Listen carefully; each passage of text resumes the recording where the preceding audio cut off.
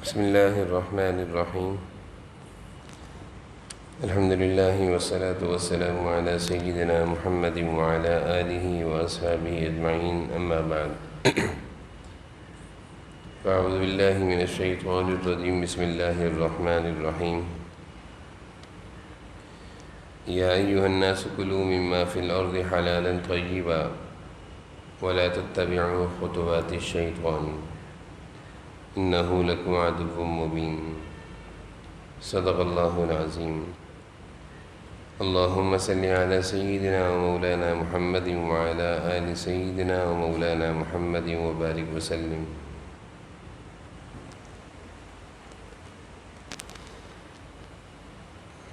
ایک مسلمان کو اپنی زندگیوں میں جن چیزوں میں بہتری لانا ضروری ہے اور ایک کامیاب زندگی گزارنے کے لیے کن چیزوں میں پہلے بہتری لانا ضروری ہے، ان کا تذکرہ چل رہا تھا.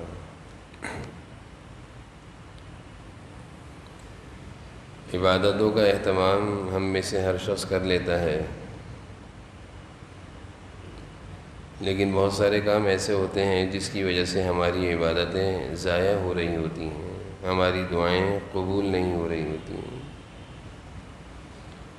تو اپنی زندگی میں ایسے کام اگر موجود ہیں، اپنی زندگی سے ایسے کاموں کو ختم کرنا، یہ سب سے پہلی بنیادی فکر ہے.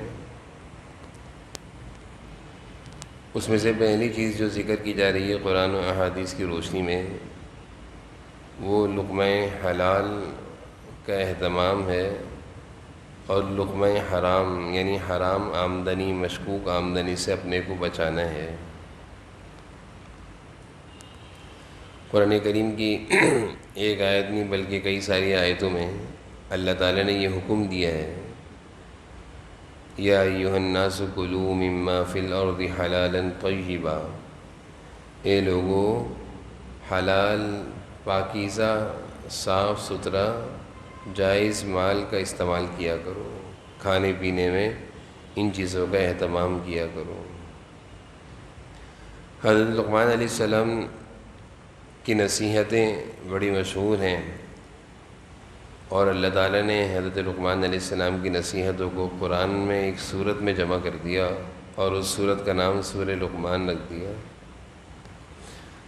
تو حضرت لقمان علیہ السلام اپنے بیٹے کو جو نصیحتیں کرتے ہیں، ان میں سے ایک نصیحت یہ کی کہ جب بیٹا تم دسترخوان پر بیٹھو تو اپنے حلق کی حفاظت کرو، اپنے حلق، اپنے گلے کی حفاظت کرو. اس نصیحت کا ایک مفہوم تو یہ ہے کہ ایسی چیزیں مت کھاؤ جس سے گلا خراب ہو، اور جو اصل اس نصیحت کا مفہوم ہے وہ یہ ہے کہ بیٹا ایسی چیزیں مت کھاؤ جو ناجائز ہوں، حرام ہوں، کسی کا مال ہو، چوری کا مال ہو، سود رشوت کا مال ہو. ایسی چیزوں سے اپنے گلے کو، اپنے حلق کو بچاؤ. حدیث شریف میں آتا ہے کہ حرام کھانے سے دعا قبول نہیں ہوتی، حرام کھانے والے کی عبادت بھی قبول نہیں ہوتی.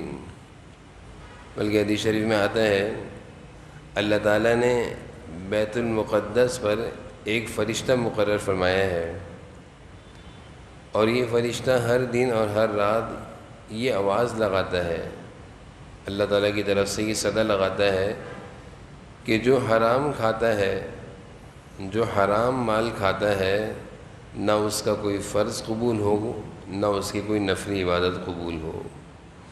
ایک فرشتہ اللہ تعالیٰ نے ایسا مقرر کر دیا ہے جس کی دعا بس یہی ہے کہ صبح کے وقت میں یہ دعا کرتا ہے کہ جو حرام کھائے اس کی دعا قبول نہ ہو، اس کی نمازیں قبول نہ ہو، اس کے نوافل قبول نہ ہو. جناب نبی کریم صلی اللہ علیہ وسلم کے صحابی حضرت انس آپ صلی اللہ علیہ وسلم کے ساتھ دن رات رہے، آپ کے خادم بھی تھے، آپ کے ساتھ رہا کرتے تھے، کم عمری سے آپ کے ساتھ رہے، 10 سال کا عرصہ گزارا. ایک موقع پر ایک اپنی خواہش کا آپ صلی اللہ علیہ وسلم سے اظہار کر رہے ہیں کہ اللہ کے رسول، آپ میرے حق میں ایسی دعا کر دیں کہ میں مستجاب الدعوات بن جاؤں۔ مستجاب الدعوات کہتے ہیں کہ جو دعا میں کروں وہ قبول ہو جائے، جو دعا میں کروں میری ہر دعا قبول ہو جائے، اس کو ایسے آدمی کو مستجاب الدعوات کہتے ہیں۔ جیسے بہت سارے اللہ والے ہوتے ہیں، نیک لوگ ہوتے ہیں، بزرگان دین ہوتے ہیں، ان کی دعائیں فوراً قبول ہو جاتی ہیں۔ تو حضرت انس نے حضور صلی اللہ علیہ وسلم سے یہی عرض کیا کہ آپ میرے لیے دعا کر دیں کہ میں مستجاب الدعوات بن جاؤں۔ جناب نبی کریم صلی اللہ علیہ وسلم نے فرمایا کہ انس، جو تم چاہ رہے ہو کہ تم مستجاب الدعوات بن جاؤ، اس کے لیے تمہیں ایک کام کرنا پڑے گا، اور وہ یہ ہے کہ تم حلال کمانے اور حلال کھانے کا اہتمام کرو۔ حلال کمانے اور حلال کھانے کا اہتمام کرو، اللہ تعالیٰ تمہیں اس کی برکت سے مستجاب الدعوات بنا دیں گے، پھر تم جو بھی دعا کرو گے اللہ تعالیٰ ضرور قبول فرمائیں گے۔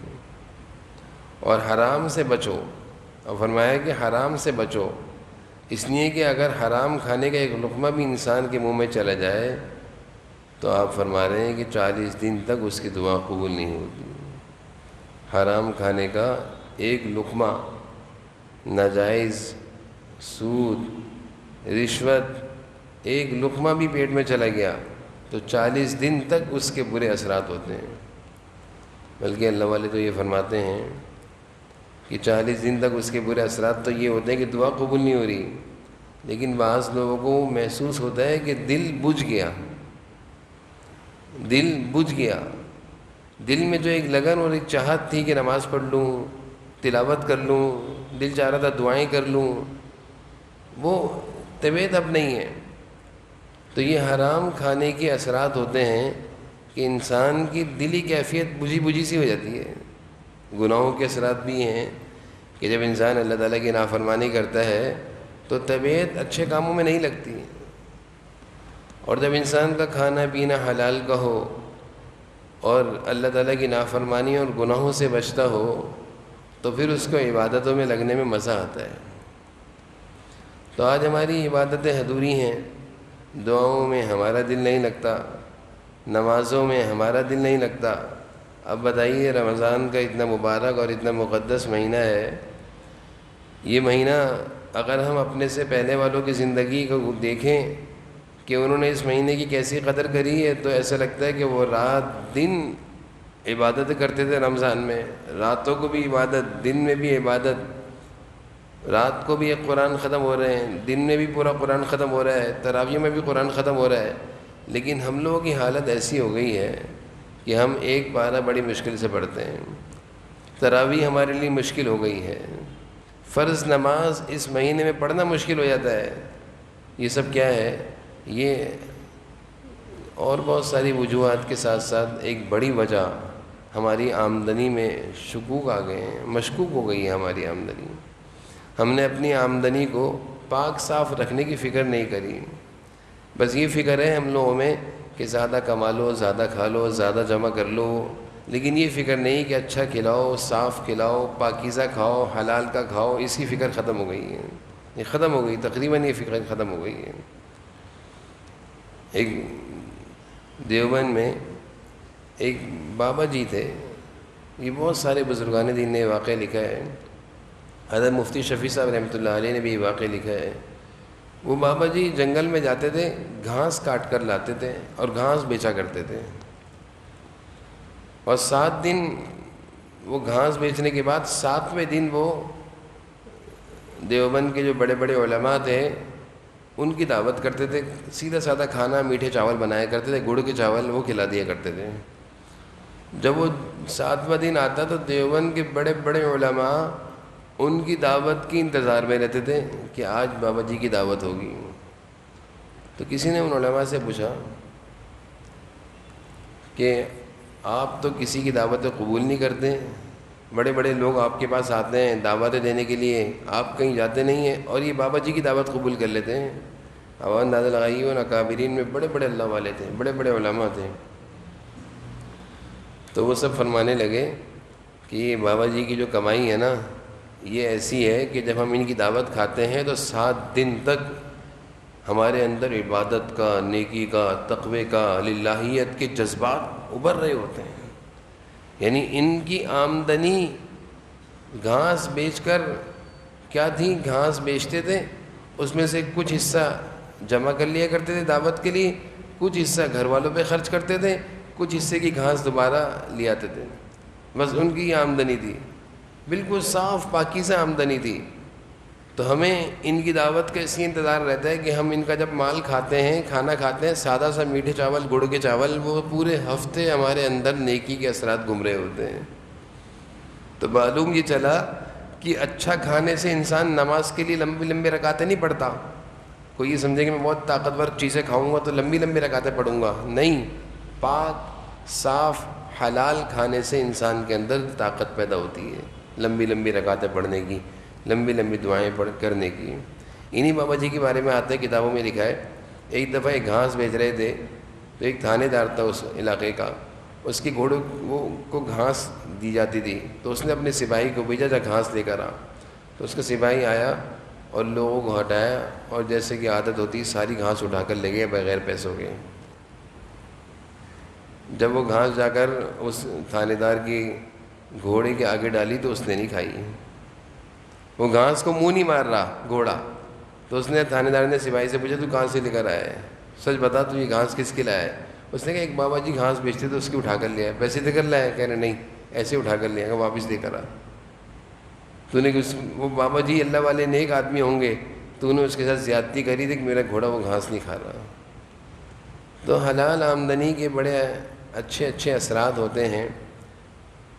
اور ایک اور حدیث میں ہے کہ جب کوئی نوجوان اللہ کی عبادت میں لگتا ہے، نیک کام کرتا ہے، نمازیں پڑھتا ہے، تو شیطان اپنے چیلوں سے کہتا ہے کہ یہ دیکھو اس کی غذا کیا ہے، اس کی غذا، اس کی خوراک کیسی ہے، اس کا کھانا پینا کیسا ہے۔ تو اس کے چیلے اس کو آگے بتاتے ہیں کہ اس کی آمدنی صحیح نہیں ہے، اس کا کھانا پینا حلال کا نہیں ہے۔ تو شیطان اپنے چیلوں سے کہتا ہے لگے رہنے دو، یہ اپنے آپ کو تھکا رہا ہے، اس کی نہ نماز قبول ہے نہ دعائیں قبول ہیں۔ تو شیطان بھی ایسے آدمی سے بے فکر ہو جاتا ہے۔ نوجوان کی عبادت تو اللہ کو بڑی قبول اور بڑی پسند ہے، لیکن ایسا نوجوان جس کا کھانا پینا حلال کا نہ ہو تو شیطان بھی بے فکر ہے، لگے رہنے دو، اپنے آپ کو تھکا رہا ہے، اس کی کوئی عبادت قبول نہیں ہے۔ اس لیے بھائی رمضان کے مبارک مہینے میں اللہ تعالیٰ دن میں روزے سے ہم سے حلال چیزیں بھی رکوا دیتے ہیں، یعنی جو چیزیں جائز ہیں، حلال ہیں، صاف ہیں، پاک ہیں، روزے میں حکم ہے کہ وہ بھی نہ کھاؤ۔ اللہ تعالیٰ اس حلال چیزوں کے رکوانے کے ذریعے اور اس روزے کے ذریعے ہمیں پریکٹس دے رہے ہیں کہ حرام چیزیں چھوڑ دو۔ جب تم نے دن میں روزے کی برکت سے حلال چیزوں کو چھوڑ دیا، جو تمہاری اپنی چیزیں تھیں، تمہارے گھر پہ رکھی ہوئی، تمہاری آمدنی ہے، تم دیکھ رہے ہو کہ فریج میں رکھی ہوئی ہیں، تم نہیں کھا رہے، اللہ کا حکم ہے روزہ ہے، تو اللہ کا ایک حکم اور بھی ہے کہ جو حرام کی چیزیں ہوں ان کو بھی چھوڑ دو، ہمیشہ کے لیے چھوڑ دو، تاکہ ہماری عبادتیں بھی اللہ کے ہاں قبول ہوں اور ہماری نمازیں بھی قبول ہوں۔ اور اس حلال آمدنی کے اور بہت سارے اثرات ہیں، ان میں سے ایک بڑا اثر کہ اگر ہم اپنے بچوں کو نیک دیکھنا چاہتے ہیں، اپنی اولادوں کو نیک دیکھنا چاہتے ہیں، اپنی اولادوں کو اپنا فرما بردار دیکھنا چاہتے ہیں، ہم میں سے ہر شخص چاہتا ہے کہ بیٹا میرا فرما بردار ہو، میری بات سنتا ہو، میری بات پر عمل کرتا ہو، میرا نافرمان نہ ہو۔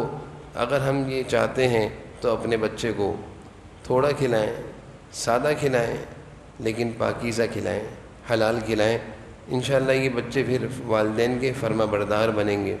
اور اگر اپنے بچوں کو اچھا کھلانے اور زیادہ کھلانے کی فکر کی اور حلال و حرام کی فکر نہ کی تو اپنے بیٹے کو ہم تیار کر رہے ہیں کہ وہ ہمارے مقابلے کے لیے آئے گا، ہم اپنی اولاد کو تیار کر رہے ہیں کل کو وہ ہمارے مقابلے کے لیے آئے گا۔ اس لیے رمضان میں ہم نے جہاں اپنی زندگی کے بارے میں بہت سارے فیصلے کرنے ہیں، ان میں سے ایک بڑا فیصلہ یہ بھی کرنا ہے کہ ہم نے اپنی زندگی کو آئندہ کے لیے کھانے پینے کے معاملات میں بہت محتاط طریقے سے گزارنی ہے، اور کوشش کرنی ہے کہ ہماری آمدنی جائز ہو۔ اور اس بارے میں سب سے بہترین راستہ علماء سے پوچھتے رہیں کہ میں یہ کام کرتا ہوں، صحیح کرتا ہوں، غلط کرتا ہوں، میں یہ کاروبار کرتا ہوں، صحیح کرتا ہوں، غلط کرتا ہوں، میری آمدنی کے ذرائع یہ ہیں، صحیح ہیں، غلط ہیں۔ تاکہ علماء قرآن و حدیث کی روشنی میں بتاتے رہیں گے، جو صحیح ہوگا وہ کریں، اور جس کام کے بارے میں شک پڑ جائے کہ نہیں یہ سود ہے، یہ رشوت ہے، یہ جوا ہے، یہ غلط ہے، فوراً اس کو چھوڑ دیں۔ اللہ تعالیٰ ہم سب کو عمل کرنے کی توفیق نصیب فرمائے۔ الحمد للہ۔